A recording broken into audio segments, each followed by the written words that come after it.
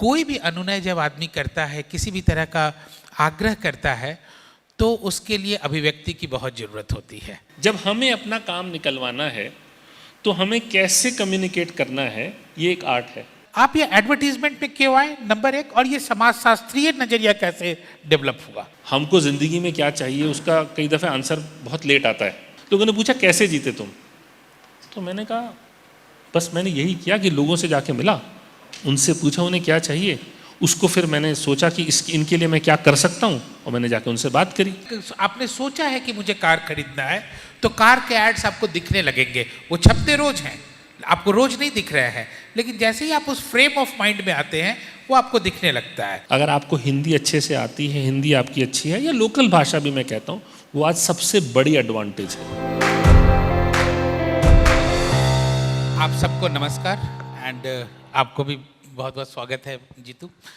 जितेंद्र डवास जी को मैं जीतू कहता हूँ तो मुझे कंफर्टेबल रहेगा वैसे ही बात करने में, लेकिन आप लोग जरूर ऐसा सोच रहे होंगे कि जब ये उत्सव अभिव्यक्ति का है तो हम लोग इसमें विज्ञापन की बातें क्यों कर रहे हैं। अभी हम लोग पीछे जब बैठे थे तो हम लोग बात कर रहे थे कि विज्ञापन दरअसल है क्या, तो हम लोग बात कर रहे थे कि ये परसुएशन है, और हम लोग सोच रहे थे कि परसुएशन का एग्जैक्ट हिंदी वर्ड हम लोग क्या कह सकते हैं। क्या इसको आग्रह कहें, तो लगा कि नहीं, आग्रह से थोड़ा ऊपर है, सिर्फ रिक्वेस्ट नहीं है। क्या इसको हम मनाना कहें, तो लगा कि नहीं, मनाने से भी थोड़ा सा आगे है। तो हम लोग करीब पहुँचे कि ये एक अनुनय है, विज्ञापन है। और कोई भी अनुनय जब आदमी करता है, किसी भी तरह का आग्रह करता है, तो उसके लिए अभिव्यक्ति की बहुत ज़रूरत होती है। तो इसलिए ज़रूरी है कि हम विज्ञापन के बारे में भी इस अभिव्यक्ति के उत्सव में बात करें। मेरा नाम प्रशांत है, मैं दैनिक जागरण में ही कार्यरत हूँ, और एडवर्टीज़मेंट से मैं बहुत जुड़ा रहा हूँ क्योंकि मेरा डिपार्टमेंट ही ब्रांड का डिपार्टमेंट है। और मेरा सौभाग्य रहा है कि मैं जीतू के साथ मुझे कुछ दिनों तक काम करने का मौका मिला, क्योंकि एक समय था जब मैकैन हमारे ब्रांड को हैंडल करते थे, और उस समय जीतू से कई तरह की बातें होती थी, लेकिन ज़्यादातर बातें हमारी काम के सिलसिले में ही होती थी। लेकिन फिर भी एक लगाव तो रहा ही। जीतू का अपना सफ़र है, उस सफ़र पे हम लोग बात करेंगे। लेकिन Jeetu McCann world wide, McCann जो है वो इस दुनिया की नंबर 1 एडवर्टीज़मेंट एजेंसी है, one of the number 1 top most advertisement agency, और उसके world wide chief operating officer हैं। तो जीतू, हम शुरू करें उससे पहले मैं एक छोटी सी बात कहना चाहता हूँ, क्योंकि एडवर्टीजमेंट में चीफ ऑपरेटिंग ऑफिसर क्या होता होगा, इसको अगर समझने की बात है तो कहीं ऐसा ना लगे कि किसी कंपनी का चीफ ऑपरेटिंग ऑफिसर है, इसको एडवर्टीजमेंट का ही चीफ ऑपरेटिंग ऑफिसर समझा जाए। तो मेरे एक मित्र हैं, नाम भी ले सकता हूँ, उनका नाम जयदेव मिश्रा है। वो मुद्रा में ब्रांच हेड हुआ करते थे, मुद्रा कम्युनिकेशंस में। तो उन दिनों की जो, अब उनकी शादी हो चुकी है, लेकिन उन दिनों जो उनकी प्रेमिका थी जिससे उनकी शादी हो गई, तो वो अपने प्रेमिका के पिता से, होने वाले ससुर से बात करने गए थे कि शादी करना चाहते हैं। तो ससुर जी ने पूछा कि तुम करते क्या हो, हर ससुर पूछता है, उन्होंने पूछा करते क्या हो, तो उन्होंने कहा कि मैं एडवर्टीजमेंट में काम करता हूँ, एडवर्टाइजिंग वर्ल्ड में काम करता हूँ। तो उन्होंने कहा तो क्या लिखते हो, नारे लिखते हो, कैप्शंस लिखते हो और स्लोगन्स लिखते हो? तो बोले नहीं, मैं राइटर नहीं हूँ, मैं लिखता नहीं हूँ। तो उन्होंने कहा तो फिर क्या डिज़ाइन करते हो, कि एडवर्टीजमेंट लाल पीला नीला कैसा दिखेगा, पुरुष किधर खड़ा होगा, महिला किधर खड़ी होगी, क्या तुम डिज़ाइन करते हो? तो उन्होंने कहा कि नहीं, मैं डिज़ाइन भी नहीं करता हूँ। तो उन्होंने कहा तो फिर तुम करते क्या हो? और उन्हें 1 घंटा लगा समझाने में कि वो करते क्या हैं।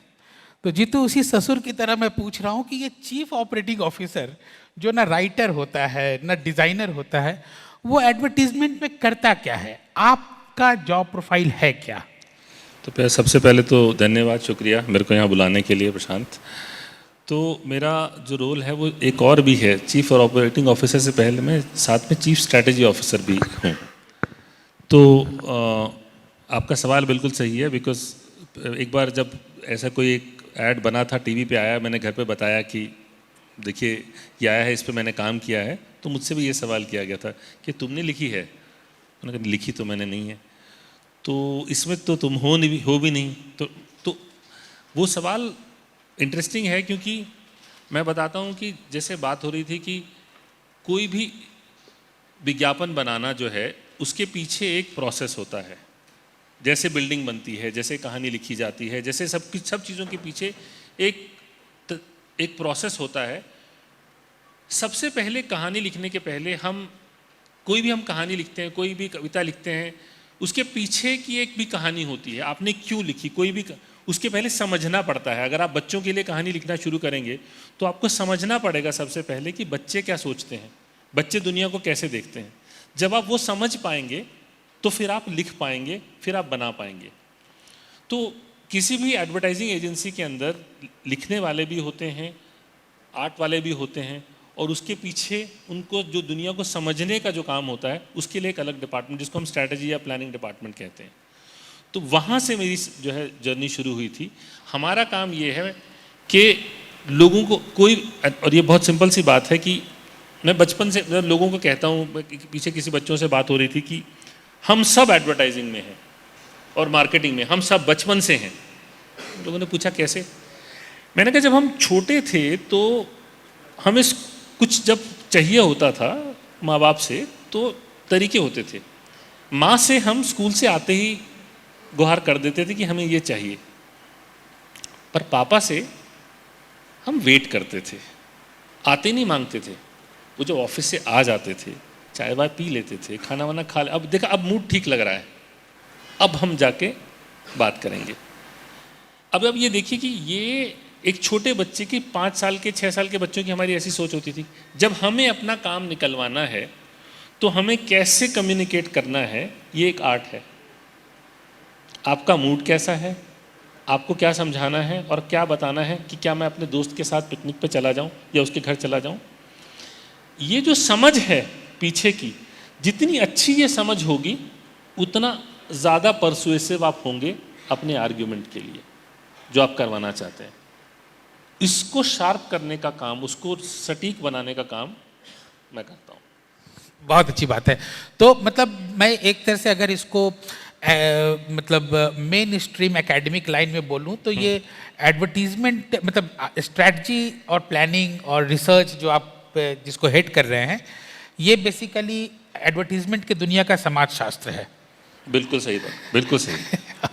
तो मतलब मैं ये मान सकता हूँ कि एडवर्टीजमेंट की दुनिया का समाज शास्त्र है। हाँ। लेकिन ये एक IITian सोनीपत से चल के दिल्ली IIT में पहुंचा, उसको ये समाज शास्त्र का मतलब शौक कैसे लगा?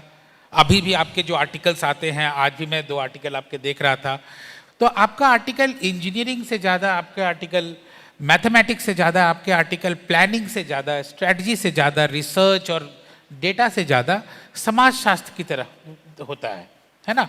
आपने जो गुड़गांव पे लिखा है या अभी एक और आर्टिकल में देख रहा था, तो ये एक IIT दिल्ली से एडवर्टीजमेंट में क्यों आए? ये तो बहुत ही मतलब यहाँ पे मुझे लगता है कि कई बच्चे ऐसे हैं जो पीछे बैठे हुए हैं जिनको पहला शौक यही दिया होगा उनके माता पिता ने कि इंजीनियरिंग कर लो, और उन्होंने भी सोचा होगा, तो 16-17 साल की उम्र में सोचा होगा कि अगर इंजीनियरिंग करूँगा भी तो या करूँगी तो मैं IIT में पहुँचूँगा या पहुँचूँगी। आप तो पहुँच गए, आपके लिए अब दुनिया और भी तरह से खुला था। आप ये एडवर्टीजमेंट में क्यों आए, नंबर 1, और ये समाज शास्त्रीय नज़रिया कैसे डेवलप हुआ? तो लंबी कहानी है। तो देखिए, ये जिस वक्त की मैं बात कर रहा हूँ, ये आप मान लीजिए आज से तकरीबन 30 साल पहले की है, जब मैं स्कूल से निकल के कॉलेज में गया था। उस टाइम पे अगर आप देखें सोसाइटी में तो ज़्यादा उतनी चॉइसेस नहीं थी जितनी आज हैं। उस वक्त ये होता था कि अगर आप पढ़ाई में अच्छे हैं तो आप पढ़ाई में अच्छे का मतलब भी उस वक्त बड़ा एक वो किया जाता था कि पढ़ाई में अच्छा तब माना जाता था कि आप साइंस में और मैथ्स में अच्छे हैं तो आपके नंबर अच्छे आएंगे। अगर उसमें नंबर अच्छे आएंगे तो या तो आप इंजीनियर बनेंगे या डॉक्टर बनेंगे। तो चॉइस जो होती थी वो उतनी नहीं होती थी। क्यों? क्योंकि माँ बाप की तरफ से भी उनको भी ये लगता था कि अगर किसी को अपना अगर अच्छा करियर सिक्योर करना है तो यही 2 फील्ड हैं जिसमें आपको अच्छे ऑप्शंस मिलेंगे। तो आप पढ़ करके कॉलेज पहुंच जाते थे। वो तो आपको वहाँ जाके जब पहुँच तो गए आप, फिर आपने अपने आप से सवाल करना, तो इंसान उसके बाद शुरू करता है कि मुझे क्या।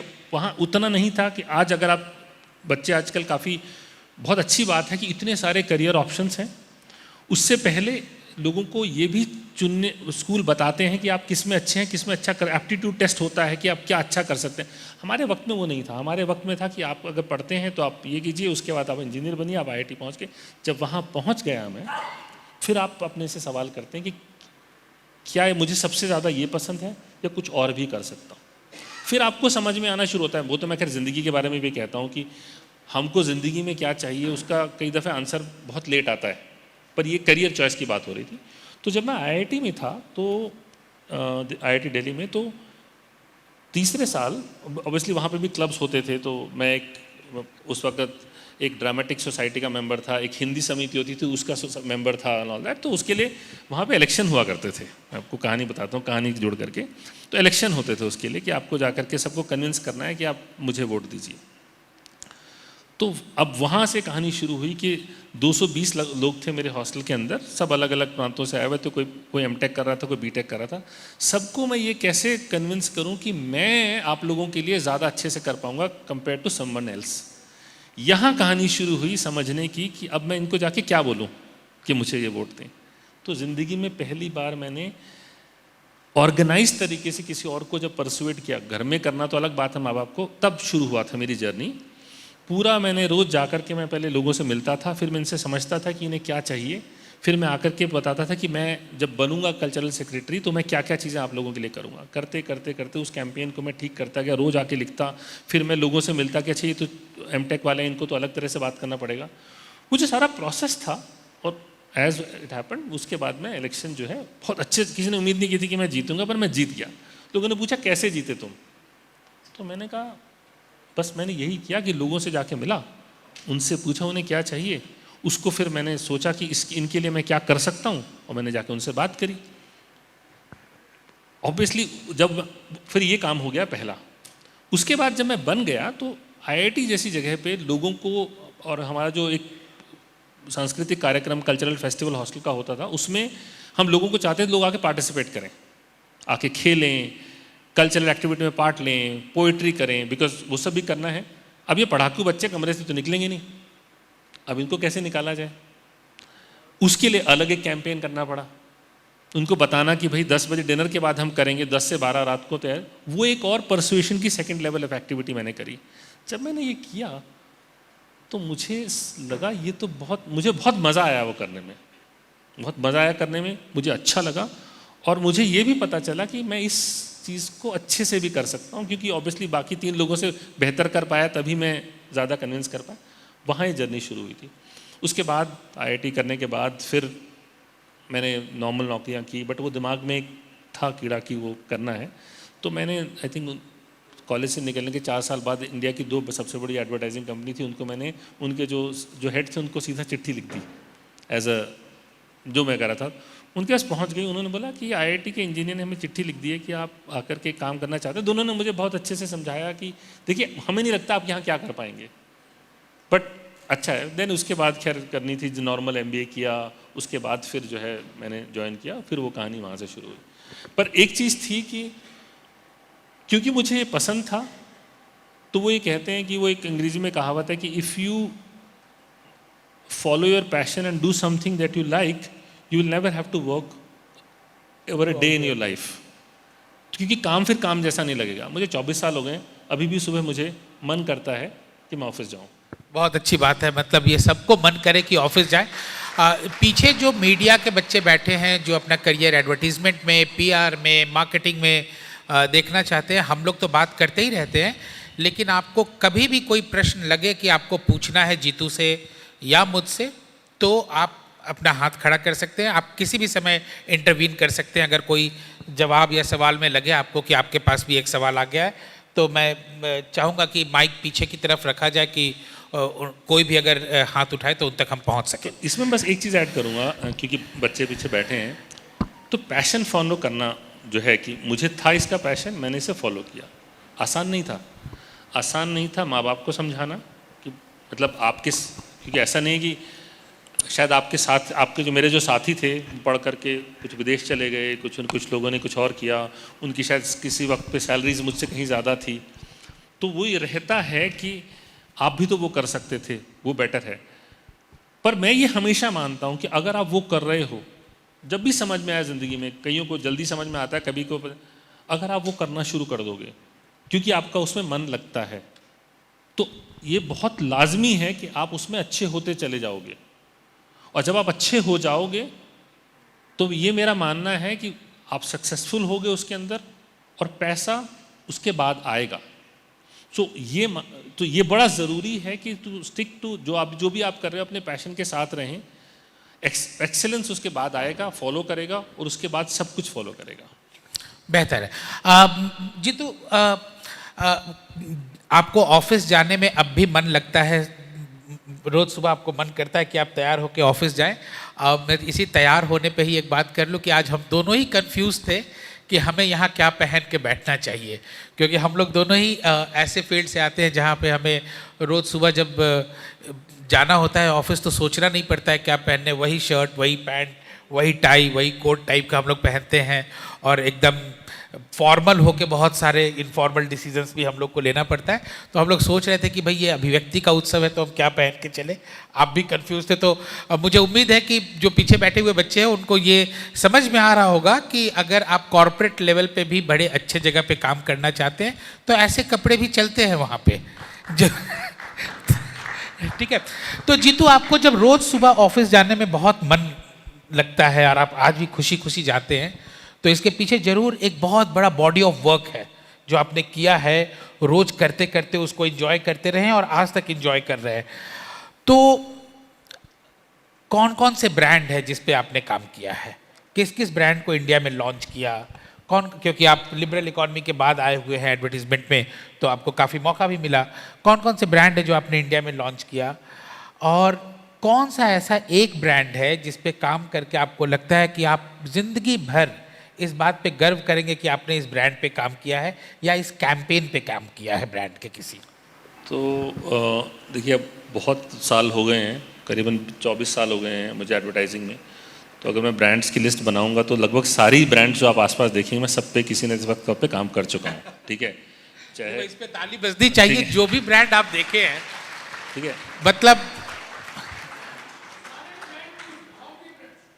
ठीक है, हाउ मेनी ब्रांड्स? अगर मैं मान के चलूँ तो एक कॉम्पैक्ट कंप्यूटर्स हुआ करते थे। हाँ, कॉम्पैक्ट कंप्यूटर्स। जब मैंने ज्वाइन किया था तो उस पर मैंने पहली कैंपेन जो उस पर काम करा था।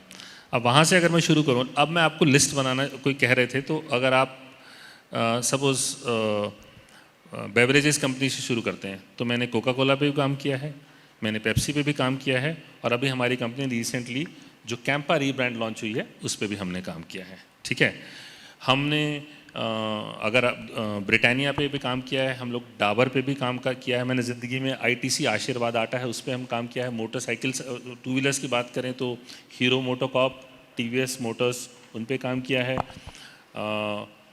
हम लोगों ने पिछले साल एयर इंडिया का जो अभी रीब्रांडिंग हो रहा है, मैकैन, उस पर भी काम कर रहा है। जो G20 हुआ था उस पर काम किया है। इनक्रेडिबल इंडिया जो हमारी सक्सेसफुल कैंपेन है, मैंने उस पर काम करा है। मैंने पर सबसे इनक्रेडिबल इंडिया के लिए तो एक ताली बनता है भाई। इनक्रेडिबल इंडिया का कैंपेन पूरे विश्व में सबसे अच्छे कैंपेन में माना जाता है। नाउ अभी हम लोग नेस्ले कंपनी है, उसमें नेस्कैफे, मैगी, सो बहुत मैं ब्रांड से नाम लेना नहीं चाहता बिकॉज उसमें हो जाता है, बट मैंने इतने सालों में बहुत सारी ब्रांड्स पे काम कर लिया है। बहुतों के शायद नाम छूट जाएंगे, फिर वो भी प्रॉब्लम होता है कि अरे आपने हमारा तो पर मैं आपको बताऊं सबसे ज़्यादा खुशी कब मिलती है, जो मैंने बताया बिजनेस ऑफ परसुएशन है। इसके अलावा भी हम ये मान के चलते हैं कि एडवर्टाइजमेंट्स जो है, हम जो विज्ञापन बनाते हैं वो सिर्फ मनाने का जो काम और समझाने का जो काम है वो सिर्फ इस पे नहीं होता है जहाँ पे कि आप उनको सिर्फ बोल रहे हैं कि आप हमारा सामान खरीदिए। एक बहुत लार्ज पार्ट ऑफ जो मैंने अपनी ज़िंदगी में काम किया है जिसको हम कहते हैं बिहेवियर चेंज कैंपेन्स। समाज में हम लोगों ने बहुत सारी गवर्नमेंट ऑफ इंडिया के साथ और ब्रांड्स के साथ मिल करके बिहेवियर चेंज पे काम किया है। मतलब न्यूट्रिशन पे काम करा है हमने वेमेन एम्पावरमेंट पे काम किया है। छोटे बच्चों को सिंपल सी बात कि आप हाथ धोइए खाना खाने से पहले, वो भी एक बड़ी छोटी चीज़ नहीं है, बहुत बड़ी चीज़ होती है लोगों को समझा पाना। बीच में कैंपेन चला था जब हम लोगों को शौचालय का इस्तेमाल कीजिए, उसके ये सारे जब कैंपेन पे हम काम करते हैं जहाँ हमें दिखाई देता है कि इससे लोगों की ज़िंदगी पे फ़र्क पड़ता है, वो सबसे ज़्यादा मुझे सार्थक लगता है, मीनिंगफुल लगता है।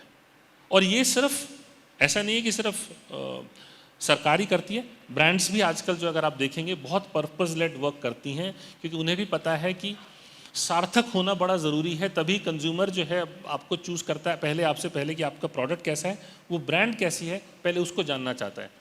वो ये चीज़ बहुत बढ़ रही है दुनिया के अंदर कि लोग जैसे कहते हैं कि लोग ब्रांड खरीदने से पहले ब्रांड के पीछे की ब्रांड खरीद रहे हैं। आप कैसी कंपनी हैं ये मैं जानना चाहूँगा, इससे पहले मैं आपका सामान खरीदूँ। और अगर मुझे आप कंपनी अच्छी लगते हैं तो मैं आपके सामान पर ज़्यादा भरोसा करूँगा। इंसानों की तरह होती है, दो दुकानदार हैं, आप किसके पास जाते हैं? जो आदमी आपको लगता है ये जो सज्जन हैं बड़े अच्छे, तो आपका एक बड़ा नेचुरल सा होता है कि मैं यहाँ से सामान खरीदूंगा। वो ब्रांड्स के साथ भी है। हाँ, एक बच्चा पूछ रहा है। हाँ हाँ हेलो, हाँ सर, तो एक क्वेश्चन था कि जब आपने बोला कि आप पैशन के बारे में बात कर रहे हैं, तो आप अपने आईआईटी से आप अपने पैशन की तरफ जा रहे थे, तो आपके फैमिली को कन्विंस करना कितना मुश्किल रहा आपके लिए, ये पूछना था सर। देखिए, फैमिली को कन्विंस करना मुश्किल था, पर बहुत ज़रूरी होता है फैमिली को साथ लेके चलना। आसान नहीं होता। मैं बहुत फॉर्चुनेट था, मैं ये मान के चलूँगा कि मेरे पेरेंट्स समझ पाए, या जब नहीं समझ पा रहे थे, मुझे कभी कभी ये भी दिखता था कि वो नहीं समझ पा रहे हैं कि ये क्या कर रहा लड़का, पर साथ खड़े रहे। उन्हें ये था कि जो देखिए, पर ये ज़रूरी होता है कि आप अपनी तरफ से कोशिश करें, आप उन्हें दिखाएं कि देखिए ये जो मैं रास्ता चुन रहा हूँ, इस रास्ते पे ये ऑप्शन हो सकते हैं, ये सक्सेसफुल लोग हैं, मैंने इससे बात करी है, और आप घबराएं ना, क्योंकि किसी भी माँ बाप को बड़ा ज़रूरी होता है वो ये मान के चलें कि बच्चा कल को ठीक करेगा उनका। तो ये जर्नी डिफ़िकल्ट थी, पर मैं कोशिश करता रहा। एंड सेड मैं बहुत फॉर्चुनेट हूँ कि उन्होंने मेरे साथ दिया।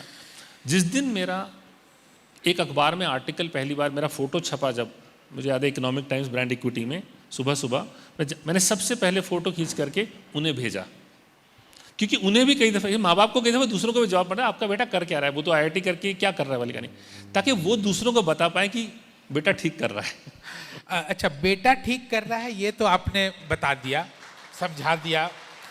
जब इकोनॉमिक टाइम्स ने आपको लीजेंड इन मेकिंग बोला और बोला कि ये टॉप 50 एडवर्टाइजिंग पर्सनल में से एक हैं जिनको भविष्य में मतलब इनको लीजेंड माना जाएगा और ये एडवर्टीजमेंट का एक नया दिशा तय करेंगे, तब आप खुद को बोल पाए कि नहीं कि बेटा ठीक किया तुमने? देखिए, वो ये था कि ये नहीं था कि मैं उस लिस्ट में था, मुझे ये अच्छा लगा उस लिस्ट में बाकी लोग कौन थे। जब आपने उस 50 की लिस्ट के जो टॉप के 10 नाम पढ़े, तो उस दिन लगा कि बेटा ठीक बहुत, क्योंकि आप कभी सोच भी नहीं सकते थे, जिनको देख करके आप इस फील्ड में आते हैं, जब उस लिस्ट में आप भी पहुंच जाते हैं तो बहुत अच्छा लगता है। इकोनॉमिक टाइम्स का एक बड़ा इंटरेस्टिंग चीज़ ये हुआ था कि जब वो आपको याद होगा राजकुमार हिरानी ने पिक्चर बनाई थी 3 इडियट्स जी, तो 3 इडियट्स जब पिक्चर आई थी तो उन्होंने एक आर्टिकल कैरी किया था इसी बात के ऊपर कि आईआईटी के वो कौन लोग हैं। उन्होंने दूसरे फील्ड्स में झांक करके देखा कि आईआईटी से निकले हुए कौन लोग हैं जिन्होंने अपना पैशन फॉलो किया। एंड उस वक्त उन्होंने मुझे उस स्टोरी में 3 लोगों का एग्जाम्पल लिया था, उसमें उन्होंने मुझे फीचर किया था। And then they carried a story, but I use that story only to tell young people कि यार पैशन फॉलो करो, मुश्किल होगा but it is worth it in the end. Anant ji आप कुछ पूछ रहे थे। सर, अभी आपने कहा कि आप एयर इंडिया की जो रीब्रांडिंग हो रही है उस पर आप लोगों ने काम किया। सिक्योरिटी इंस्ट्रक्शंस को इंडियन परफॉर्मिंग आर्ट्स से जोड़ने का विचार कैसे आया और कैसे आप लोगों को ये लगा कि ये इतना लोकप्रिय हो सकता है, रोचक भी हो सकता है? देखिए, ये जो आपसे शुरू में बात कर रहा था कि जब भी हमको कोई टास्क दिया जाता है कि भाई हमें ऐसा कुछ करवाना है, तो बड़ा ज़रूरी होता है उसको समझना कि जो भी आप बनाने वाले हैं आप कितने परसुएसिव होंगे। उसके लिए ज़रूरी है कि हम समझें कि बिहेवियर क्या। हम सब फ्लाइट लेते हैं, हम सब वो जाकर के सोचते हैं कि जब वो फ्लाइट इंस्ट्रक्शंस आती हैं तो हम सब कोई ध्यान नहीं देता उसके ऊपर, 2 बार के बाद अरे बोरिंग सी चीज़ है, क्या करना है, पर ज़रूरी है इंस्ट्रक्शंस देना। तो सबसे बड़ा चैलेंज ये नहीं था कि हम कुछ भी बना सकते थे उस पर यह सबसे बड़ा समझना ज़रूरी था कि उस वक्त पैसेंजर बोर हो रहा होता है, वो हर बार सुन चुका है, उसने अलग अलग एयरलाइंस की फ़्लाइट ली हैं और वो बोर होगा, चांसेस है कि वो उसे नहीं देखेगा। तो हमने बोला कि हम कैसे इसे बनाएं ताकि लोग इसे इंटरेस्टिंग पाएं और इसको पूरे 2.5-3-4 मिनट देखें ध्यान से, हर बार जब वो बोलें, क्योंकि सुनते नहीं। वहाँ से कहानी शुरू हुई। हमने कहा क्या दिखाया जा सकता है। अब ज़रूरी ये भी था, लेकिन इसमें बड़ा ज़रूरी होता है, आप सिक्योरिटी इंस्ट्रक्शंस की बात कर रहे हैं तो आप उसको लाइटली नहीं ले सकते, आपको उसको बड़े ध्यान से दिखाना है। तो कैसे दिखाया जा सकता है? तो फिर जो है जो हमारी टीम में है, प्रसून जोशी हमारे CEO चेयरमैन हैं, जो क्रिएटिव टीम थी, सब लोगों ने मिल करके सोचा कि क्या, तो वहाँ से ये आइडिया। दूसरा ये था कि एयर इंडिया की बात हो रही है, ये एक बड़ा ज़रूरी था हमारे लिए, क्योंकि ये सिक्योरिटी इंस्ट्रक्शन सारी दुनिया देखेगी। जब सारी दुनिया देखेगी तो हमारा ये भी ज़रूरी था, हम चाहते थे कुछ ऐसा दिखाना जिसमें सिर्फ समझ ना है, हमारा भी एक प्राइड जो है वो बाहर जा सके। तो फिर ये हमें ख्याल आया कि क्या हम डांस फॉर्म यूज़ कर सकते हैं, मुद्राएं यूज़ कर सकते हैं। वहाँ से कहानी शुरू हुई। फिर हम लोगों ने एक बड़े जाने माने डायरेक्टर्स के साथ हमने जो डांस स्पेशलिस्ट और जो सिंस, और आपने बहुत सारे डांस देखे होंगे, हर एक फील्ड के जो स्पेशलिस्ट थे उनको लिया, ताकि हम गलत मुद्राएं नहीं दिखाना चाहते थे, because you have to be true to the form. उनके साथ बहुत इंटेंसिवली काम किया, दोनों इंस्ट्रक्शंस को और मुद्राओं को, कहाँ पे कौन से डांस की मुद्रा आएगी उसको किया, उसको शूट किया, उसके बाद फिर उसे बनाया। और मज़े की बात यह है कि जो सबसे बड़ा चैलेंज था कि देखिए आज के ज़माने में सब चीज़ों का दुश्मन है ये, आप किसी से कोई भी बात करें लोग यहाँ पे बिजी रहते हैं, ठीक है, इसको हराना था हमें। मज़े की बात यह है कि जब ये बन गया वीडियो, अभी तक तो ये एयरलाइंस के अंदर पहुंचा भी नहीं, बिकॉज नए जहाज आएंगे उन पे चालू होगा, उससे पहले ही कई मिलियन लोगों ने इसे यहाँ पे देख लिया है, जो हमारे लिए बहुत अच्छी बात है। इसका मतलब ये है कि जब भी वहाँ चलेगा पूरे बड़े स्क्रीन के ऊपर, तो हम पीछे का इरादा क्या था? इरादा यही था कि ज़्यादा लोग देखें, ज़्यादा लोग ध्यान रखें, और वो हम लोगों ने कर पाए। बट बड़े अच्छा लगा कि हम इंडिया की किसी चीज़ के साथ उसे जोड़ पाए और इंटरेस्टिंग बना पाए। एक दो सवाल के बाद आ जाएंगे, क्योंकि हमें सेशन भी आगे बढ़ाना है।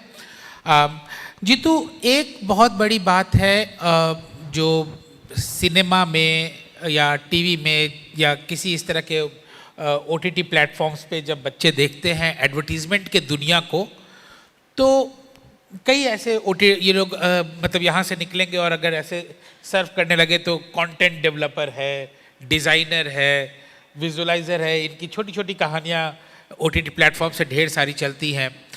बड़ा ही एटमॉस्फेयर ऐसा दिखाया जाता है कि जैसे हाँ काम भी कर लेते हैं, यहाँ हम काम भी कर लेते हैं, बाकी चीज़ें तो बहुत करते हैं।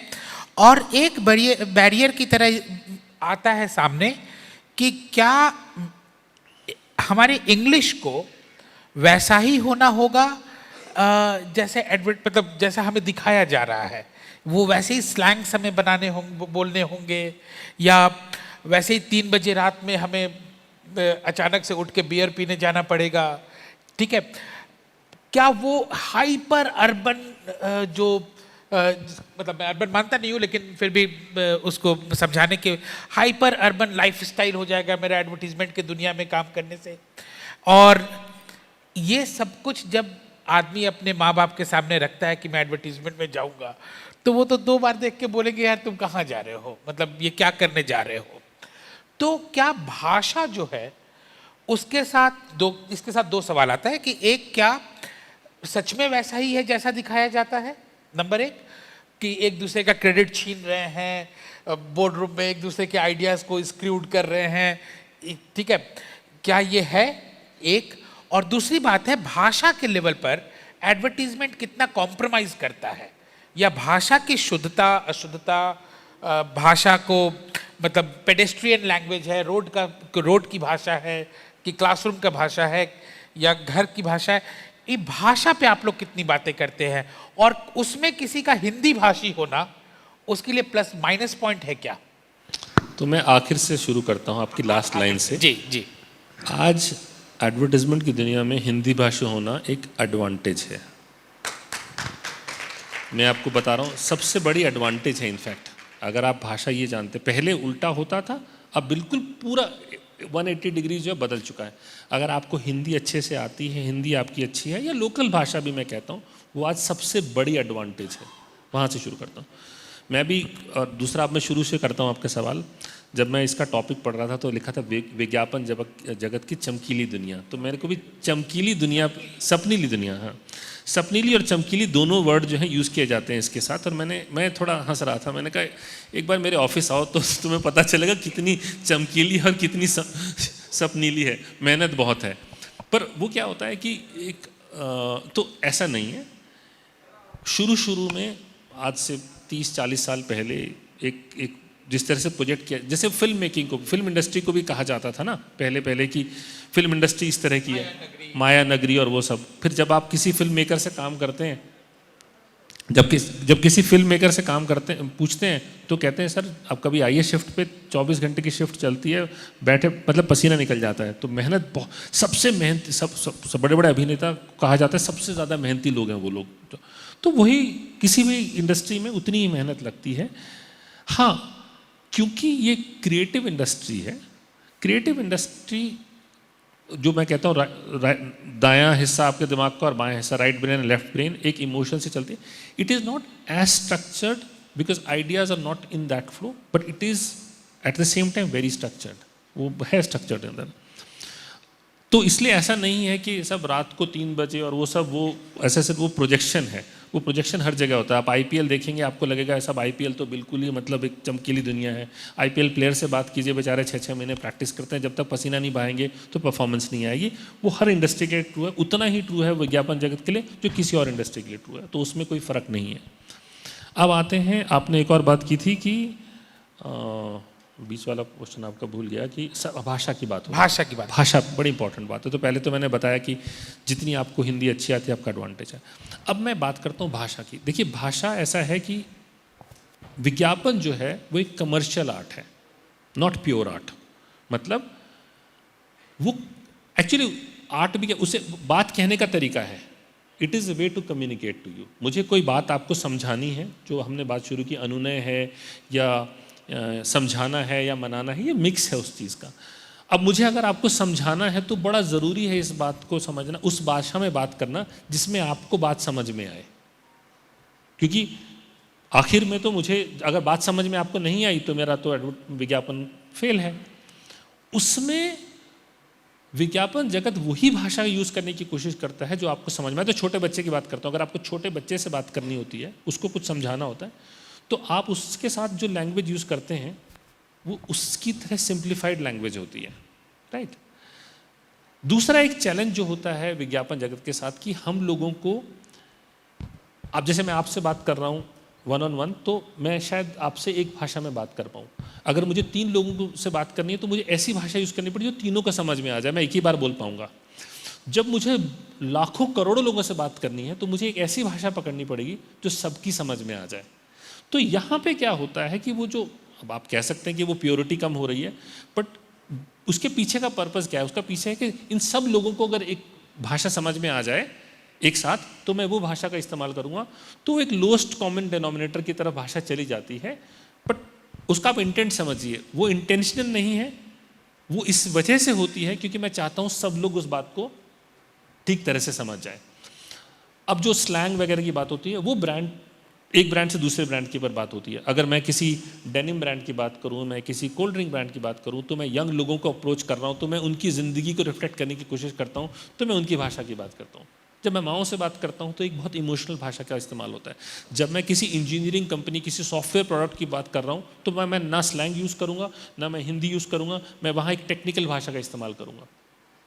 तो भाषा उस तरह से अप्लाई की जाती है जिस तरह से वो उसका बेस्ट इफेक्टिव यूज़ हो पाए। कोई सवाल है जी? अभी तक की बातचीत काफ़ी प्रभावपूर्ण रही है। मेरा सवाल थोड़ा सैद्धांतिक किस्म का है, क्योंकि हर एक प्रोडक्ट या हर एक सर्विस का एक ग्रे पार्ट भी है। तो जब आप ब्रांडिंग कर रहे हैं या जब प्रमोट कर रहे हैं चीज़ों को, तो कभी मॉरली या एथिकली कोई कॉन्फ्लिक्ट पैदा होता है? जैसे उदाहरण के लिए आप किसी तंबाकू का एड कैंपेन कर रहे हैं या शराब की किसी वैरायटी का एड कैंपेन कर रहे हैं या इवन पेप्सी का कर रहे हैं, तो उसका एक ग्रे पार्ट भी है। तो जब आप उस कैंपेन को लीड कर रहे हैं तो कभी एक इंसान के तौर पे बात जहन में आती है कि जिस चीज़ को हम प्रमोट करने जा रहे हैं वो एक ब्रॉड पर्सपेक्टिव में पूरी मानवता को या इंसान को नुकसान पहुंचाएगी? नहीं, बहुत सही सवाल है आपका। और इसका जवाब सीधा देना सबसे अच्छा होता है कि देखिए, जब भी आपके पास, जो मैं कहता हूँ, किसी को इन्फ्लुएंस करने की पावर आती है, उसके साथ आपके पास जिम्मेदारी आती है। जो मैं आज कहता हूँ, आज बड़े सारे छोटे छोटे इन्फ्लुएंसर्स हैं, माइक्रो इन्फ्लुएंसर्स, और सबकी जिम्मेदारी है, क्योंकि जब आपके पास इतनी पावर आती है, जो शायद आप ऐड बनाएंगे जो बहुत सारे लोग देखेंगे, तो आपके पास रिस्पॉन्सिबिलिटी बिल्कुल आती है। तो बिल्कुल सही है, सैद्धांतिक रूप से वो चैलेंज आपके पास आएगा कभी ना कभी, और उसका आपको जवाब देना उस वक्त पड़ेगा। आप वो चॉइस करेंगे। आप उन कंपनियों, हर एक कंपनियों की अलग अलग पॉलिसी होती है, तो जिन ब्रांड्स की भी और कंपनीज़ की भी। मैं नहीं मानता हूँ कि सब लोग उनको फॉलो करते हैं।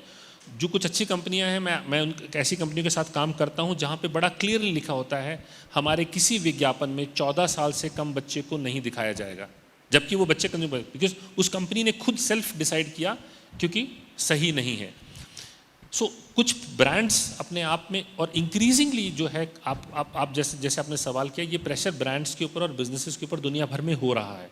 हर चीज़ को बड़ा माइक्रोस्कोपिकली देखा जा रहा है और ब्रांड से सवाल किए जा रहे हैं, और बहुत अच्छा हो रहा है, क्योंकि उसमें सही गलत थोड़ा सामने आता है और कंपनियां कॉल लेती हैं। तो उस लेवल पे समटाइम्स, कभी कभी पर्सनल लेवल पे, by and large company level पे ही हम लोगों की बड़ी क्लियर पॉलिसीज़ हैं कि कुछ कैटेगरीज पे हम विज्ञापन नहीं बनाते, कुछ कैटेगरीज पे हम बनाते हैं। तो हमारी ये कोशिश रहती है जानने की कि ये सही है या गलत है, और कुछ कंपनीज में हम दूसरी कंपनी से उम्मीद करते हैं कि आप खुद हमें बताएं कि इसमें सही या गलत कुछ नहीं है, वो सही है। और दूसरा सैद्धांतिक का मैं बताऊं, ये लाइफ की फ़िलासफ़ी है, दोनों तरफ के सिद्धांत होते हैं और हर जगह होता है कमर्शियल डेवलपमेंट के ऊपर। अब आप सड़क पे, मेरी सुबह मेरे जानकार हैं देहरादून में रहते हैं, उनसे विकास यहाँ पे बात चलती रहती है कि कुछ भी अगर कोई डेवलपमेंट होता है तो वहाँ कुछ नया बनेगा तो कुछ पेड़ कटेंगे। अब वो बैलेंस कर पाना, तो कोई प्रोडक्ट बिकता है और वो बड़ी सही बात है कि उससे कंजम्पशन भी बढ़ेगा तो उसकी प्रोडक्शन भी बढ़ेगी।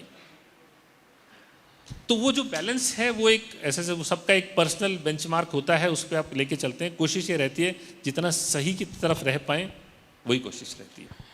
ठीक है, अब हम लोग बढ़ते हैं जो चैलेंजेस आ रहे हैं हमारी तरफ।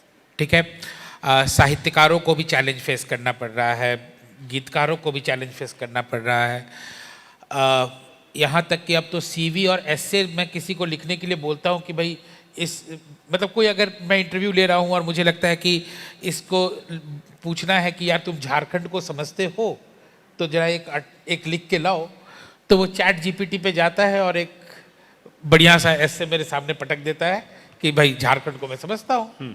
ठीक है, मैं आपसे ये पूछना चाह रहा हूँ कि ये एआई का जो चैलेंज आया है एडवर्टीजमेंट में, ये कितना बड़ा चैलेंज है?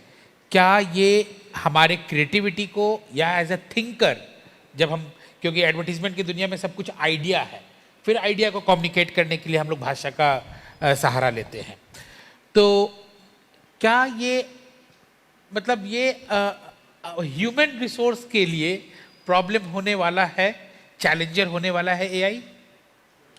देखिए, कोई भी टेक्नोलॉजी, और मैं ऑप्टिमिस्ट दुनिया से आता हूँ, कोई भी टेक्नोलॉजी नई दुनिया में आती है तो ये सवाल हर बार आता है, और अब एआई के साथ भी वही हो रहा है। एआई के साथ बहुत, और टेक्नोलॉजी हम ही ने बनाई है, तो कैसा कुछ हमने जिन बना दिया कि जो हमारे कंट्रोल में नहीं रहेगा, ऐसा तो नहीं है। और मैं हमेशा कहता हूँ उसका इलाज भी वही निकालेगा, टेक्नोलॉजी का इलाज भी जैसे आप कहते हैं चैट जीपीटी से आप लोग लिख करके भेज रहे हैं, एआई इंजन ही आपको कल बताएंगे हाउ टू फिल्टर आउट, कि ये फिल्टर आउट कैसा करना है, ये एआई से लिखा गया। तो एआई लिखे हुए एसेज को पढ़ने का इलाज भी एआई ही आपको बताएगा, तो वो आपके पास इलाज वही देगा। जहाँ तक दूसरा सवाल है, मैं ये मान के चलता हूँ, यस, वक्त, टेक्नोलॉजी क्या करती है? टेक्नोलॉजी वक्त कम कर देती है उसी चीज़ को करने के लिए, और उसको बेटर बना देती है। पहले बहुत सारी सर्जरीज जो होती थी आपकी, जो होती थी वो 4-4, 5-5, 6-6 घंटे की सर्जरी होती थी। फिर टेक्नोलॉजी, लेज़र आ गया, फिर की होल सर्जरी आ गई। अब वही सर्जरी 20 मिनट में होकर आप डिस्चार्ज होकर शाम तक घर चले जाते हैं। आप ये कह सकते हैं कि साहब देखिए 6 घंटे का काम उनको काम मिल जाता है डॉक्टर को, अब तो उनको 20 मिनट में ही काम हो गया उनका। तो टेक्नोलॉजी को मैं सिर्फ ये मानता हूँ, एआई से आप बहुत सारी चीज़ों को पहले से बहुत बेहतर कर पाओगे। आपके पास जब वक्त कम लगेगा उसको उस फॉर्म में ले जाने के लिए, तो बचे हुए वक्त का आप क्या करोगे? नॉर्मल है, ह्यूमन साइकी का, हम कुछ और ढूंढेंगे कुछ बेहतर करने के लिए। आदमी का दिमाग जितना फ्री कर देंगे वो कुछ ना कुछ तो और नया सोचेगा ही। मैं तो एआई को उतनी सिंपल तरीके से देखता हूँ। मुझे लगता है एआई जो हम कर रहे हैं क्रिएटिविटी में, उसको बेहतर बनाने के काम बहुत अच्छे से आ सकता है, उसको और सुंदर बनाने के काम आ सकता है ताकि वो और बेहतर हो जाएगा। और ओरिजिनल? देखिए ओरिजिनल तो हमेशा आप ये मान के चलिए कि कहीं ना कहीं तो ऐसा तो नहीं है कि जब हम छोटे थे तो लोग एक दूसरे की कॉपी से नोट्स नहीं कॉपी कर रहे थे, टीचर तो पकड़ ही लेता था आखिर में। एक दो बार नहीं समझ में आता था, साल के एंड तक तो पता चल जाता था ना। उतना ही गैप लगेगा ओरिजिनल और उसके अंदर। हाँ ये ज़रूर है कि अब आप कपड़े पहन रहे हैं ना, जब पहली बार जब मैन्युफैक्चर्ड कपड़ा आया था तो लोगों ने बोला था, पुरानी वो नया दौर पिक्चर देख लीजिए, कह रहे साहब यहाँ तो सड़क बन जाएगी और अब तो सबकी नौकरियाँ चली जाएंगी। हुआ क्या? सड़कें बनी, बड़ी गाड़ियाँ आई, वो बेहतर ही हुआ ना। जब ये भी हुआ था तो पहले आपने कभी ये नहीं कहा था अब तो मशीन से बन गए बेचारे जो हाथ से बनाते हैं, पर अब हाथ से बने हुए कपड़े को अब ज़्यादा पैसे देते हैं।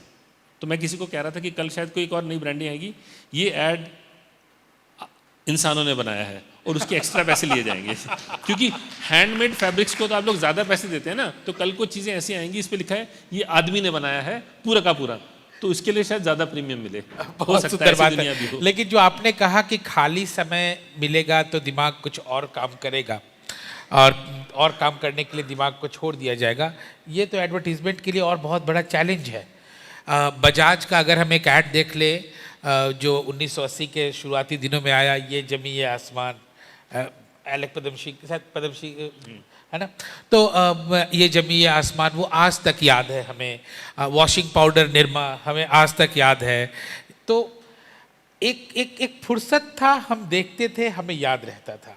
अब जो फुर्सत है वो खत्म हो गया। आप दिमाग को छोड़ दीजिएगा कुछ और करने के लिए, वो वहाँ चला जा रहा है कुछ और करने के लिए, वो मोबाइल पे चीज़ों को देखने लग रहा है। तो ये जो अटेंशन स्पैन कम हुआ है कि अभी किसी को हैप्पी बर्थडे बोला, अगले पे हैप्पी एनिवर्सरी बोला, अगले पे ओह रेस्ट इन पीस बोल दिया, अगले पे लिख दिया कि आहा तुम्हारा ये घर बाढ़ में तुम्हारा घर डूब गया, ओ सो सॉरी, फलाना कर दिया, अभी सरकार को गाली दे दिया, अभी कुछ कर।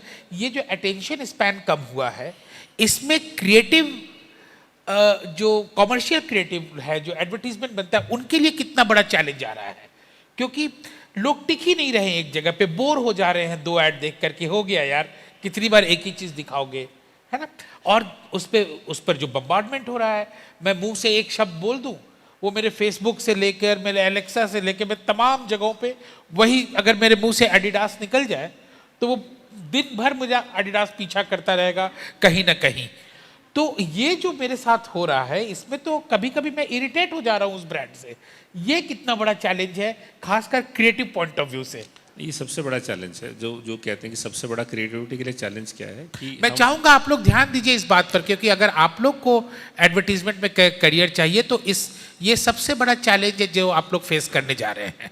तो सबसे बड़ा जो हम कहते हैं अटेंशन डेफिशिएंट इकोनॉमी, सबसे बड़ी करेंसी इस वक्त जो है वो है अटेंशन। अगर आपने लोगों की अटेंशन पाली तो आप सबसे अमीर हैं। आज की दुनिया का प्रिंसिपल यही है। आपने वो अटेंशन कैसे पाई वो फ़र्क नहीं पड़ता, वो आपने ट्विटर पे पाई जो भी करके, अटेंशन सबसे बड़ी इंपॉर्टेंट। इसीलिए क्रिएटिविटी का चैलेंज सबसे बड़ा ये, मैं आपकी अटेंशन आपसे कैसे छीनूँ। आप क्रिकेट मैच देखते हुए भी यहाँ से फेसबुक और ट्वीट और व्हाट्सएप भी कर रहे हैं, सारी चीज़ दिमाग को चल रहा है। ये सबसे बड़ा चैलेंज है, इसी चैलेंज को ओवरकम करना है। अब उसमें क्या होता है कि मैं वही थोड़े दिनों पहले किसी स्कूल में मैं बैठा हुआ था, बच्चों से बात कर रहा था, कुछ राइटिंग वाइटिंग की थी, तो मैंने पूछा कि आप एड्स देखते हैं? तो हाँ अच्छी लगती है बुरी लगती हैं। तो किसी बच्चे ने 10 साल के ने जवाब दिया, लगती तो अच्छी बट मुझे अच्छी नहीं लगती। तो मैंने कहा अच्छा ठीक है, तो खतरा है अपनी रोजी रोटी पे। मैंने कहा क्या हुआ? कहता वो बार बार आती हैं, तो जब भी मैं कुछ कर रहा हूँ तो वो बीच में आ जाती हैं। तो बहुत सिंपल जवाब उसने दे दिया कि अब ये चैलेंज हम लोगों के लिए है, मतलब मीडिया हाउसेस के लिए भी है, हम लोगों के लिए, कि हम आपसे पूछ करके तो हम आते नहीं, अब तो घुस जाते हैं सब चीज़ें। हाउ डू वी, उसका सोल्यूशन क्या निकालना है। पर मैं पुल बैक करके बात करता हूँ, आपको याद वही रहेगा। तो चैलेंज बढ़ जाता है कि कहानी आपको बेहतर कहनी है। और अब चैलेंज सिर्फ उससे नहीं आ रहा है, चैलेंज आ रहा है जो टेक्नोलॉजी से जो एक चीज़ हुई है वो ये क्रिएटिविटी डेमोक्रेटाइज हो गई है। ठीक है, लोकतांत्रिक हो गई है, क्योंकि अब मेरा जो कंपटीशन है वो बिहार के किसी डिस्ट्रिक्ट में किसी लड़के ने एक छोटी सी रील बनाई है जो बहुत अच्छी बनाई है, जिसमें दुनिया देख रही है, मेरी ऐड उससे compete कर रही है। तो एक फ़ायदा है इस टेक्नोलॉजी का कि ये जो जितने बच्चे यहाँ पे बैठे हैं, ये कल को यहीं बैठे बैठे, इनको कहीं जाने की ज़रूरत नहीं, वो यहाँ बैठे बैठे ही उतने फेमस, और जब मैं फेमस कहता हूँ वो लोगों की अटेंशन पा सकते हैं अपना टैलेंट यहाँ दिखा करके। अब उनको किसी से सिफारिश करके टैलेंट दिखाने की ज़रूरत नहीं है। तो एक चैलेंज है एज एन एजेंसी, मैं बोल सकता हूँ कि हमारे लिए चैलेंज है कि हम कैसे अटेंशन पाएँ, but at the same time बहुत बड़ी अपॉर्चुनिटी है कि वो क्रिएटिविटी अब कहीं से भी आ सकती है। वो उस ऑफिस, हम लोग तो बल्कि अब काम करते हैं लोगों के साथ, तो हम कोविड के बाद तो और भी बहुत कुछ ऐसा होता है कि लोग छोटे शहरों में रहते हैं, बट हमारे साथ बैठ कर के वो राइटर्स हैं जिनके साथ हम बैठ के काम करते हैं, क्योंकि उनको उस जगह की समझ हमसे ज़्यादा अच्छी है। पर चैलेंज है, बट वही है कि उसी टेक्नोलॉजी को यूज़ करके आप एक शायद बेहतर वीडियो बनाएंगे जो दूसरों से शायद ज़्यादा अच्छा लगेगा, जिसको ज़्यादा व्यूज़ मिलेंगे, करते हैं। ठीक है, कोई सवाल है? हाँ पूछिए सर। सर, एडवर्टीज़मेंट बहुत जीवन के समाज के लिए बहुत बढ़िया चीज़ है, क्योंकि अवेयरनेस देता है हमें। कोई भी प्रोडक्ट नया आता है, कुछ आता है, तो अगर ऐड नहीं होगा तो हमें पता ही नहीं चलता, कई बार ऐसा होता है। बहुत अच्छी चीज़ है। और लेकिन अभी उपाध्याय जी ने एक प्रश्न उठाया था सैद्धांतिक उसके बारे में, तो मैं ये कहना चाह रहा हूँ कि जब ऐड बनाते हैं तो उसके लिए सामाजिक जो ताना बाना है उसके बारे में भी सोचा जाता है या नहीं? कई ऐड झूठ परोसते हैं। फॉर एग्जाम्पल, टाइगर बिस्किट है बच्चे के लिए, टाइगर जैसे स्ट्रांग हो जाओगे, बॉर्नवीटा है, इसे पियोगे तो बहुत स्ट्रांग हो जाओगे। जबकि अब रिसर्चर्स ये बोल रही हैं कि साहब इन चीज़ों में, ये जो प्रोडक्ट्स हैं, इनमें बहुत सारे ऐसे कंटेंट हैं जो बच्चों के लिए हार्मफुल है। एक फेयरनेस क्रीम आती है साहब, आप 4 दिन लगा लो तो आप गोरे हो जाओगे। आप ये शैम्पू लगा लोगे तो बाल लंबे हो जाएंगे। ये जो सब कुछ झूठ परोसा जा रहा है ऐड के माध्यम से, क्या इसके लिए कोई लिमिट है या इसके लिए कोई सैद्धांतिक कोई समझौता हो रहा है, क्या हो रहा है, इस संबंध में थोड़ा सा बात करें। तो मैं आपको दोनों चीज़ें बताता हूँ। सवाल आपका सही है।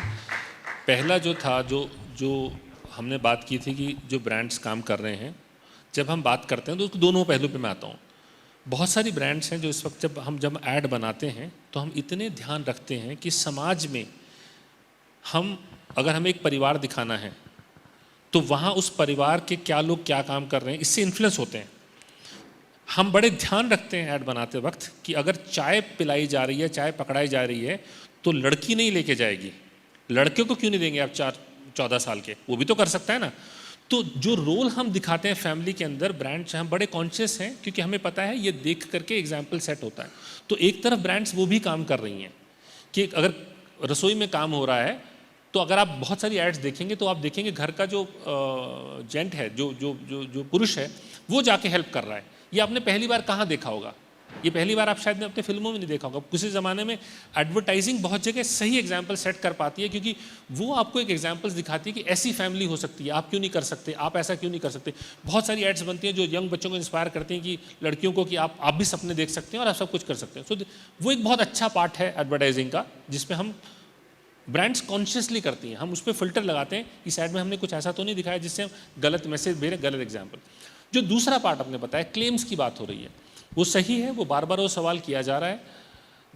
सोसाइटी के हर हिस्से में आपको लोग झांसा देने की कोशिश करते हैं। आपको बाबा जी भी मिलेंगे जो कहेंगे बेटा जाओ और ऐसा करने से हो जाएगा। हाँ, बहुत सारे लोग उनके दरबार में भी बैठे, अलग अलग तरह। मैं बता रहा हूँ कि सब तरह की चीज़ें होती हैं, सब उसमें कुछ ज़्यादातर सही होते हैं, कुछ गलत होंगे, यहाँ पे भी होगा। पर अच्छी बात यह है कि अब रेगुलेटरी मैकेनिज्म्स आ चुके हैं। आपके पास बॉडीज़ हैं एडवर्टाइजिंग की, जहाँ ये अपने आप क्वेश्चन किया जाता है।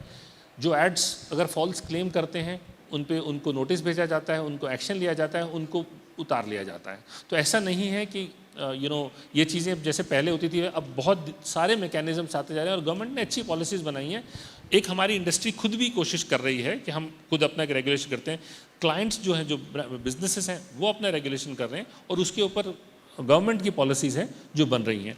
तो इंक्रीजिंगली आप धीरे, और ख़ास करके जो इंटरनेट है, बड़े कमाल की चीज़ है, क्योंकि ये सबको सवाल करने का और सबको क्वेश्चन करने का मौका देता है। आप फटाक से जाके स्कैन करके चेक करते हैं सही है या गलत है। इन सब चीज़ों से ये जो प्रॉब्लम्स थी एडवर्टाइजिंग की, धीरे धीरे जो है काफ़ी स्पीड से कम होती चली जाएंगी। ठीक है, एक छोटी बच्ची वहाँ पे, हाँ एक बच्ची वहाँ पे सवाल पूछना चाह रही है। हेलो सर, मेरा नाम सृष्टि पवार है। सर मैं एडवर्टाइजिंग के लिए ये बोल रही थी कि हमारे पास आजकल बहुत सारे प्लेटफॉर्म हैं देखने के लिए, जैसे डिज़नी प्लस, हॉटस्टार, जियो सिनेमा, जो कि एडवर्टाइजिंग के लिए बहुत अच्छे माध्यम हैं। तो अगर उसके लिए लोग सब्सक्रिप्शन ले लेते हैं कि हमें एडवर्टाइजमेंट नहीं देखना, तो इसका क्या प्रभाव पड़ता है एडवर्टाइजिंग पर? देखिए उस पे तो ये ग्लोबल मॉडल है। सबसे पहले नेटफ्लिक्स वगैरह ने दुनिया में पहले शुरू किया था, तो उन लोगों ने देखिए वो अपना बिजनेस मॉडल है उसमें, क्योंकि आप ऑलरेडी एज ए कंज्यूमर पैसे दे चुके हैं तो आपका राइट है कि मुझे ऐड नहीं देखना है, तो उसमें हमें वो ऑडियंस हमें नहीं मिलता है। और कहानी है पर वही नेटफ्लिक्स ने भी ग्लोबली अब शुरू कर दिया है कि वो भी उसके अंदर ऐड दिखाएंगे थोड़े बहुत। वो मैं कहता हूँ वो देखिए वो कंज्यूमर की चॉइस है। At the end of the day वो कंज्यूमर के पास चॉइस होनी चाहिए। अगर मैं पैसे दे करके मैं ऐड नहीं देखना चाहता, वो राइट कंज्यूमर का होना चाहिए। उस मॉडल में it's a fair model. Sir तो मैं एक्चुअली आईटी से बिलोंग करता हूँ, तो मैं आईटी से ही मतलब एक क्वेश्चन है कि जनरली क्या होता है कि जब भी हम एडवर्टाइजमेंट्स देखते हैं हमारा ये मन करता है कि हम इसको स्किप करते हैं, लाइक हम क्यों देखें इस एडवर्टाइजमेंट को। एंड यूजुअली क्या होता है कि जब भी हमारे सामने कोई भी यूट्यूब वीडियो आता है उसमें बहुत सारे एडवर्टाइजमेंट्स आता है, काफ़ी सारे ऐसा होता है कि अनस्किपेबल होते हैं। तो एक तरीके से वो एक तो हमें अनॉय भी करते हैं, और जैसे अगर मैं तो अपनी बात करूँगा, जब भी मैं क्या बोलते हैं एडवर्टाइजमेंट्स देखता हूँ तो जनरली मैं ये देखता हूँ कि एडवर्टाइजमेंट्स का यूज़र डिज़ाइन कैसा है, लाइक उसको कैसे अट्रैक्टिव बनाया गया है। तो मेरा ये सवाल था कि जनरली जब भी जैसे ये ऑडियंस है जो स्किप कर देती है एडवर्टाइजमेंट्स, आपको इनको अट्रैक्ट करने में कितना एफर्ट लगता है या फिर आप क्या करते हैं उसके बारे में? देखिए वो भी एक ऐसे सारे चैलेंज हैं। हम लोगों ने कुछ साल पहले एक दुनिया में कैंपेन बनी थी, तब आपके पास ये होता है कि आपके सिर्फ 5 सेकंड है।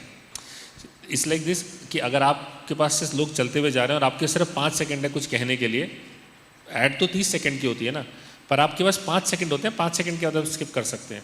तो आपका चैलेंज वही होगा एज ए क्रिएटिव पर्सन कि आप पहले 5 सेकंड में कुछ ऐसा फेंक दें जिसके लिए मैं रुक जाऊं आपकी बात सुनने के लिए। वही चैलेंज है, तो चैलेंज बढ़ते जा रहे हैं। और एक बात और है एडवर्टीजमेंट में, जो मैं अपने अनुभव से बताऊंगा कि आज के अखबार में कौन सा ऐड छपा है ये आप लोगों में से किसी को याद नहीं होगा, लेकिन अगर आपको घर खरीदना हो, गाड़ी खरीदनी हो, शादी के लिए कपड़े खरीदने हो, त्यौहार आ रहा है तो कुछ खरीदने हो, तो वो एडवर्टीजमेंट आपको खुद ब खुद दिखने लगता है, क्योंकि आप उस फ्रेम ऑफ माइंड में रहते हैं। तो आपको अगर आपने सोचा है कि मुझे कार खरीदना है तो कार के एड्स आपको दिखने लगेंगे। वो छपते रोज हैं, आपको रोज नहीं दिख रहे हैं, लेकिन जैसे ही आप उस फ्रेम ऑफ माइंड में आते हैं वो आपको दिखने लगता है। तो वैसे ही जब आप स्किप ऐड कर रहे होते हैं तो आप उन ऐड को स्किप कर दे रहे हैं जो आप जिस फ्रेम ऑफ माइंड में नहीं है कि आप उसको ले सके। बस एक आखिरी सवाल मैं आपसे, 2 आखिरी सवाल लूँगा आपसे। एक कि ये जो आइडियाज़ जनरेट होते हैं ऐड के, जैसे मैं मान लूँ कि डव का जो आइडिया आया था कि एवरी वुमन इज़ ब्यूटीफुल, और एक कॉमन सी औरत, मतलब एवरेज लुकिंग, जिसको किसी को भी एवरेज नहीं कहना चाहिए, लेकिन जो भी चल रहा है, जो मेन स्ट्रीम की जो भाषा है, मैं उस पर बोलने की कोशिश कर रहा हूँ। और उसको दिखाया गया कि भाई you can be also a model, तुम भी मॉडल बन सकती हो। तो और वो वर्ल्ड वाइड उस आइडिया को पसंद किया गया। कांस वगैरह सब में आप जूरी में भी रहते हैं, कांस के, आप इफ़ी गोवा के भी, ये सब एबिस गोवा के भी जूरी में रहते हैं। बहुत रेडिकल अप्रोच रहता है आपको इन सब चीज़ों को लेकर। ये जो इतने अच्छे अच्छे आइडियाज़ आते हैं, मान लीजिए कि इंडिया में कोई ऐड का बहुत बढ़िया आइडिया आया, अभी जैसे वॉशिंग मशीन का एक ऐड आया है जिसमें कह रहा है कि शेयर हर वर्कलोड। ठीक है, अब वो शेयर हर वर्कलोड वॉशिंग मशीन को बोल रहा है, लेकिन वॉशिंग मशीन एक मर्द को चलाते दिखाया जा रहा है। तो वो डबल मीनिंग अप्रोच है कि ये उनका, मतलब उस महिला का तो वर्कलोड लेगा, लेकिन वो पुरुष से भी कह रहा है कि तुम भी वर्कलोड लो, उनका शेयर हर वर्कलोड कह रहा है वो। तो इतने सुंदर सुंदर जो आइडियाज आते हैं, अवार्ड जीत जाते हैं। उसके बाद कैंपेन पैसा, मतलब एडवर्टाइजर का पैसा खत्म हो गया, वो कैंपेन, वो आइडिया फिर कहाँ जाता है, उसका क्या इस्तेमाल होता है। मान लीजिए यहाँ पे मनीषा जी बैठी हैं, आनंद जी बैठे हैं, और भी साहित्यकार लोग बैठे हैं। ये लोग एक किताब लिखते हैं, उसका शेल्फ वैल्यू 20 साल के लिए हो जाता है। ठीक है, ये इतने जबरदस्त आइडियाज आते हैं। ठीक, और फिर जब एडवर्टाइजर का पैसा खत्म, वो दिखना बंद हो गया और वो कहीं छूट गया, तो ये आइडियाज का होगा क्या? क्या मतलब हम बस आइडियाज हर साल अवार्ड के लिए जीतेंगे, लाएंगे और फिर भूल जाएंगे? तो मैं आपको दोनों चीज़ें बताता हूँ। ये जो शेयर द लोड का जो आप आइडिया बता रहे हैं, ये 7 साल से चल रहा है। जो रियल ब्यूटी का आइडिया है, इसे भी 7-8 साल हो गए हैं। हमारा मास्टर कार्ड कैंपेन है प्राइसलेस, उसको 25 साल हो गए हैं। तो जो बड़े आइडियाज़ हैं वो निरंतर चलते हैं, पहली बात तो दूसरा मैं ये बताता हूँ कि अब आपने मुझे एक बजाज की ऐड बताई, आपको कितने साल, 30 साल हो गए इस बात को? ज़्यादा हो गए ना उस बात को, पर आपको आज तक याद है? क्या मुझे ज़रूरत है कि मैं 30 साल तक कुछ दिखाता रहूँ? आपको तो तब से याद है, दोबारा दिखाए बगैर। वो प्रोडक्ट भी बंद हो गया। हाँ, तो मैं ये कह रहा हूँ कि जो बड़ी एक जो अच्छा आइडिया होता है, वो आपके दिमाग में उस ब्रांड की इज्जत उसको कहीं और ले जाता है। जैसे मैं उस ब्रांड का सोचता हूँ, ये ब्रांड ऐसी है, इसको मैं खरीद सकता हूँ। मैंने एक ऐड देखी 2-4 बार, उसके बारे में अलग तरह से सोचने लग गया कि यार ये तो काफ़ी प्रीमियम ब्रांड है, ये लोग अच्छे हैं, ये ब्रांड अच्छी है। वो धीरे से ऊपर को चला गया। अब ये कहानी निरंतर चलनी चाहिए। मैं बार बार अगर आपको वही चीज़ दिखाऊंगा तो आप शायद बोर हो जाएंगे। अगली बार आएगा तो जैसे वो बच्चे कह रहे हैं कि यार तो पहले देखा हुआ है, आगे बढ़ो, तो मुझे आपको फिर से कुछ नया दिखाना है।